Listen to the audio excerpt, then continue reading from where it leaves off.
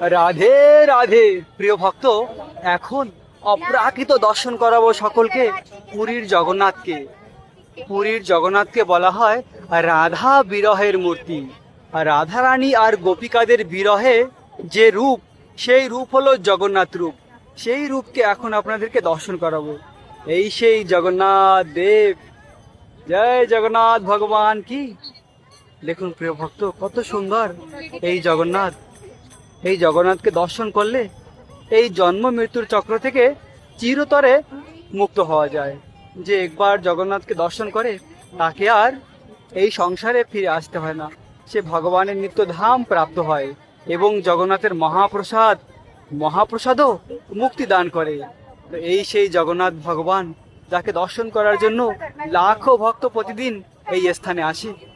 এবং যারা মন্দিরে প্রবেশ করতে পারবে না, তারাও এই পতিত পাবন জগন্নাথকে দর্শন করতে পারে বাইরে থেকে।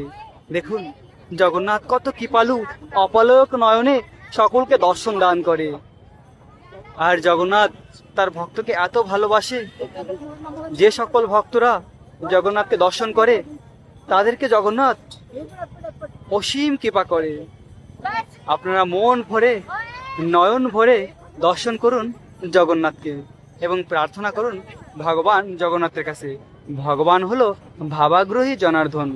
ভগবান ভক্তের হৃদয়ের ভাব আর প্রেমকে গ্রহণ করে।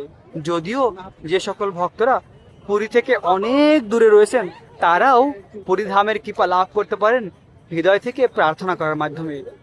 এই দেখুন প্রিয় ভক্ত, কত সুন্দর পতিত পাবন জগন্নাথ আপনাদের সকলকে দর্শন দিচ্ছে।